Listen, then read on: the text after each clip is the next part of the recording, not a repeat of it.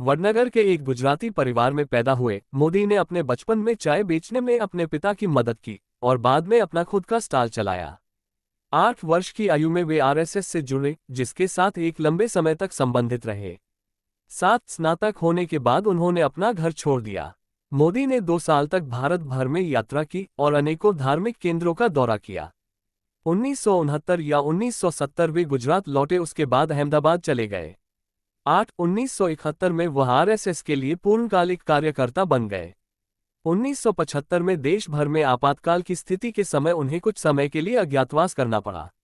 1985 में वे बीजेपी से जुड़े और 2001 तक पार्टी पदानुक्रम के भीतर कई पदों पर कार्य किया, जहां से वे धीरे धीरे भाजपा में सचिव के पद पर पहुंचे गए।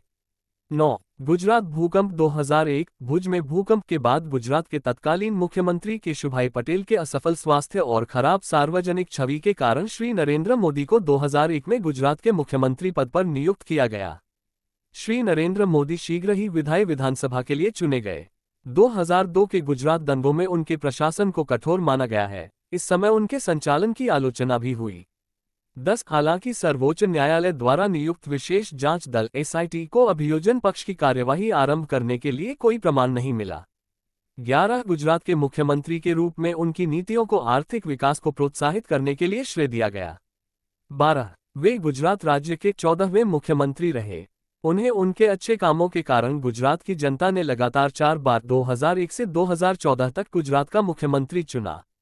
गुजरात विश्वविद्यालय से राजनीति विज्ञान में स्नातकोत्तर डिग्री प्राप्त श्री नरेंद्र मोदी विकास पुरुष के नाम से जाने जाते हैं और वर्तमान समय में देश के सबसे लोकप्रिय नेताओं में से हैं। 13. टाइम पत्रिका ने मोदी को पर्सन ऑफ द ईयर 2013 के 42 उम्मीदवारों की सूची में शामिल किया है। 14. अटल बिहारी वाजपेयी की तरह नरेंद्र मोदी एक राजनेता और कवि हैं। वे गुजराती भाषा के अलावा हिंदी में भी देशप्रेम से ओतप्रोत कविताएं लिखते हैं। 15. 16. उनके नेतृत्व में भारत की प्रमुख विपक्षी पार्टी भारतीय जनता पार्टी ने 2014 का लोकसभा चुनाव लड़ा और 282 सीटें जीतकर अभूतपूर्व सफलता प्राप्त की। 17. एक सांसद के रूप में उन्होंने उत्तर प्रदेश की सांस्कृतिक नगरी वाराणसी एवं अपने गृहराज्य गुजरात के वडोदरा संसदीय क्षेत्र से चुनाव लड़ा और दोनों जगह से जीत दर्ज की। 18. 19. उनके राज में भारत का प्रत्यक्ष विदेशी निवेश एवं बुनियादी सुविधाओं पर खर्च तेजी से बढ़ा। 20. उन्होंने अफसरशाही में कई सुधार किए तथा योजना आयोग को हटाकर नीति आयोग का गठन किया। 21. इसके बाद वर्ष 2019 में भारतीय जनता पार्टी ने उनके नेतृत्व में दोबारा चुनाव लड़ा और इस बार पहले से भी ज्यादा बड़ी जीत हासिल हुई। पार्टी ने कुल 303 सीटों पर जीत हासिल की। भाजपा के समर्थक दलों यानी राजग को कुल 352 सीटें प्राप्त हुई। 22-30 मई 2019 को शपथ ग्रहण कर नरेंद्र मोदी लगातार दूसरी बार प्रधानमंत्री बने। 23. 2019 के आम चुनाव में उनकी पार्टी की जीत के बाद उनके प्रशासन ने जम्मू और कश्मीर की विशेष राज्य का दर्जा को रद्द कर दिया।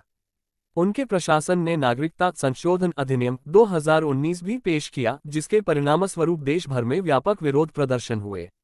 मोदी अपने हिंदू राष्ट्रवादी विश्वासों और 2002 के गुजरात दंगों के दौरान उनकी कथित भूमिका पर घरेलू और अंतर्राष्ट्रीय स्तर पर विवाद का एक आंकड़ा बना हुआ है, 24, जिसे एक बहिष्कारवादी सामाजिक एजेंडे के प्रमाण के रूप में उद्धृत किया गया है। मोदी के कार्यकाल में भारत ने लोकतांत्रिक बैकस्लेडिंग का अनुभव किया है। 25-26. इसके बाद वर्ष 2024 में भारतीय जनता पार्टी ने उनके नेतृत्व में दोबारा चुनाव लड़ा और इस बार पार्टी ने कुल 240 सीटों पर जीत हासिल की।